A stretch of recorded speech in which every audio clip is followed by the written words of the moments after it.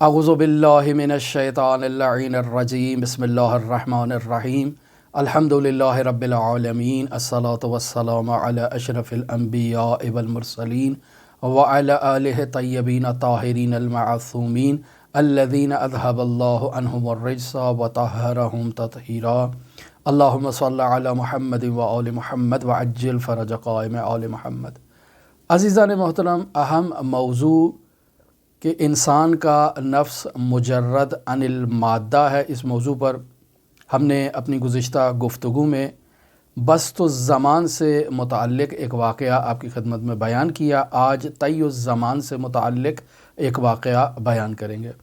واقعہ آیت اللہ طحرانی نقل کرتے ہیں اپنے اسی کتاب روح مجرد میں 8ویں سفر کے دوران کہ میں نجف اشرف میں مرحوم سید ہاشم حداد موسوی کے عقیدت مند کے ساتھ حضرت سید الاوصیاء امیر المؤمنین علی ابن ابی طالب علیہ آلاف و تحیت و ثنا کے حرم مطہر کی طرف جا رہا تھا کہ راستے میں اس نے میرے لیے اپنی زندگی سے ایسے دو واقعات کو بیان کیا کہ جن واقعات کی کوئی علمی توجیہ یا علمی دلیل علم روز کے عنوان سے بیان نہیں کی جا سکتی ہے، اور در واقع تجرد نفس کی دلیل کے طور پر ان وقائع کو پیش کیا جا سکتا ہے کہ انسانی نفس مجرد عن المادہ ہے اور زمان اور مکان سے مافوق ہے۔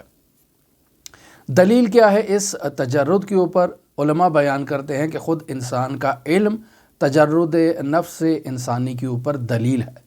یہ علم مادی نہیں ہے، کہاں موجود ہے؟ انسان کے پاس موجود ہے۔ انسان کے پاس موجود ہے یعنی اس کے جسم کے کس حصے میں موجود ہے؟ آپ کہیں گے کہ انسان کے دماغ میں اس کا علم موجود ہے۔ خوب اگر دماغ میں موجود ہے تو کیا ایسا ممکن ہے کہ انسان کسی فقیہ، کسی آیت اللہ عظمیٰ مرجع عالی قدر کو قتل کرے، اس کے دماغ کو اس کے وجود سے باہر نکالے اور اسے کھا جائے، تو اس کو کھانے کے نتیجے میں وہ علم جو اس مرجع تقلید کے پاس موجود تھا اب وہ اس انسان کے پاس منتقل ہو جائے؟ تو تمام لوگ کہیں گے کہ نہیں، ایسا نہیں ہے، یہ بیوقوفی ہے یا پاگل پناہ ہے۔ اگر کوئی ایسا کر بھی لے گا تو علم منتقل نہیں ہوگا۔ یا اگر کوئی کسی سائنسدان کو، کسی فیلسوف کو، کسی دانشمند کو قتل کر کے اس کا دماغ کھا جائے تو کیا اس دانشمند اور فیلسوف کا علم اس کھانے والے شخص کے دماغ میں منتقل ہو جائے گا یا اس کے وجود میں آ جائے گا؟ کہیں گے نہیں آئے گا۔ بھئی کیوں نہیں آئے گا؟ انسان کا علم اس کے دماغ میں تھا اور وہ دماغ اس شخص نے کھا لیا ہے، بس جتنا علم اس کے دماغ میں تھا وہ اب اس کے وجود میں منتقل ہو جانا چاہیے اور اس کے دماغ میں آ جانا چاہیے، جبکہ ایسا نہیں ہے۔ بس یہ اس بات کی دلیل ہے کہ انسان کا علم مادی نہیں ہے بلکہ مجرد عن المادہ ہے۔ یہ علم کہاں ہے؟ اس کا موطن کہاں ہے؟ اس کی جائگہ کہاں ہے؟ اس کی جائگہ نفس انسانی ہے۔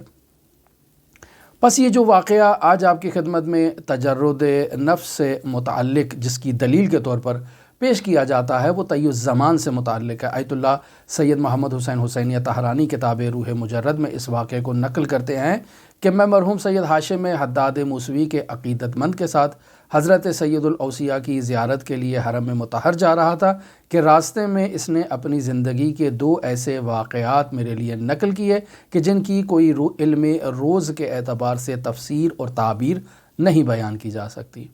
وہ کہتا ہے کہ میں اپنے گھر میں موجود تھا اور میرے اوپر عرفانی کیفیت طاری تھی، ایک ایسی عرفانی کیفیت کہ جس کیفیت کی وجہ سے میرے اوپر کچھ ایسے خداوند متعال کے الطاف ہو رہے تھے کہ میں اس کیفیت سے خود بخود باہر نہیں نکل سکتا تھا۔ بس اوقات عرفاء کو ایک ایسی کیفیت اور ایک ایسا حال ان پر طاری ہوتا ہے کہ جس کو بیان نہیں کیا جا سکتا۔